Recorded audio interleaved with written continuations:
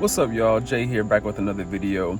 If you are new to my channel, you probably don't know that I have a series called Stories of My Life, in which I share, various experiences of things that I've been through. Some of them are faith-based, some of them are not. I actually have not done one in a couple of years, but I recently had somebody tell me that they missed hearing my stories. So here we are with a new story and a new video.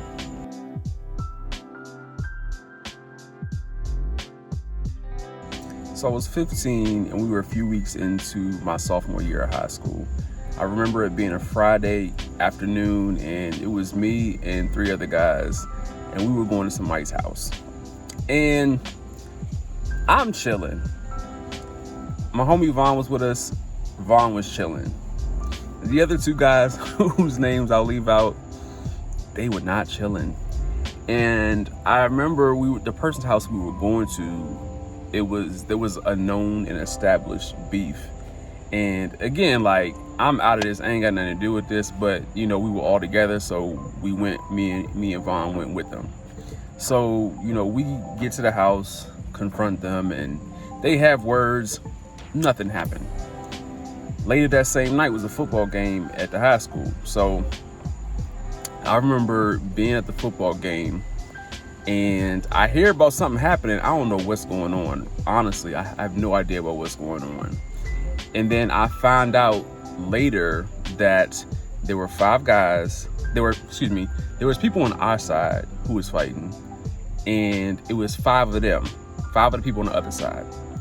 Four of those people got jumped, and the one person who did not get jumped got beat up so bad that he had to go to the hospital. That same night, the guy who went to the hospital, his brothers came through the neighborhood and jumped anybody that they saw. Like one of my homies got jumped that night just for being seen with somebody who was there at the football game, and he wasn't at the football game. Fast forward the next week, I remember being a Thursday. I was supposed to be somewhere. I remember riding my bike.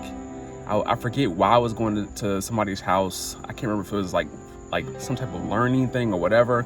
But I remember riding my bike to this person's house and then getting there and then turning around and riding my bike home. I was just like, I just don't feel like doing it today. I get back to the neighborhood and I run into one of my homies who we went to the house with.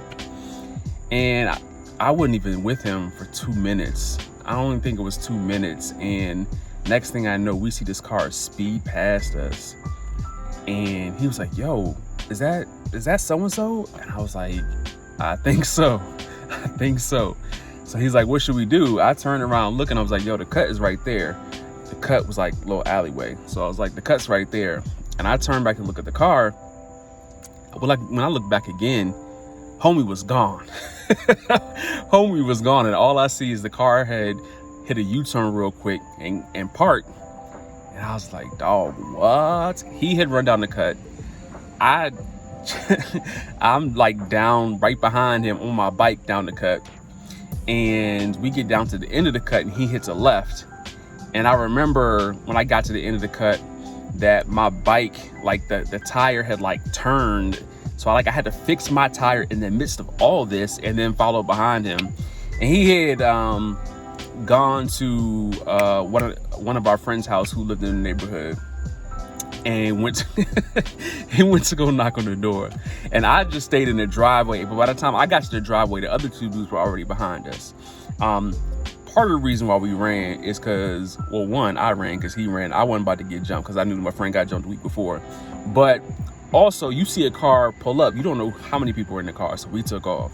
So when we got to the house, it was only two of them, and one of them was the brother. And him and the brother were talking, exchanging words, whatever.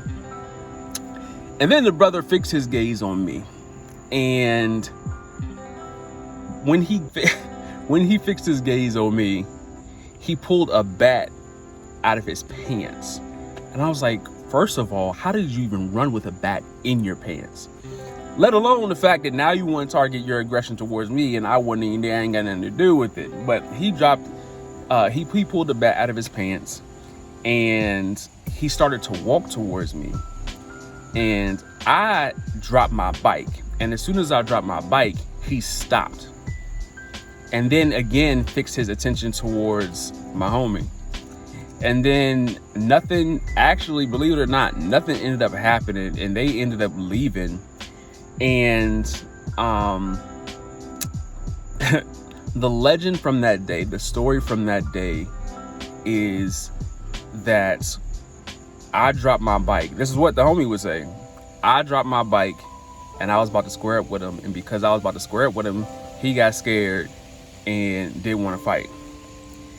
The truth is, I dropped my bike and I was about to hop over that little fence right there because I wasn't getting hit by nobody's bat. Fortunately, when I dropped the bat, or when I dropped my bike, he did think that I was going to fight him. And that's the reason why he didn't approach me anymore. So I thank God for that. But I tell you what, I was so paranoid after that incident that every single day I carried a pipe with me in my pants to school. And I also carried padlocks. Like, I don't know what I was thinking, but I guess in my mind, I was going to use them as a brass knuckle if I needed to. But I was literally that paranoid that sophomore year of high school. But I will also say that year like toughened me up like real quick, because I was like, I can't afford to allow anybody to mess with me. I can't afford to let anybody mess with my family. I got to be on guard. I got to be on my P's and Q's at all time. But yes, it was definitely a wild time. It was definitely a wild year. That whole year was wild, just with different things going on. But I just thank God, I praise God for keeping me through that situation, because if I don't put my bike down, or if he decides to still come towards me, who knows what would have happened? Who knows what could have happened?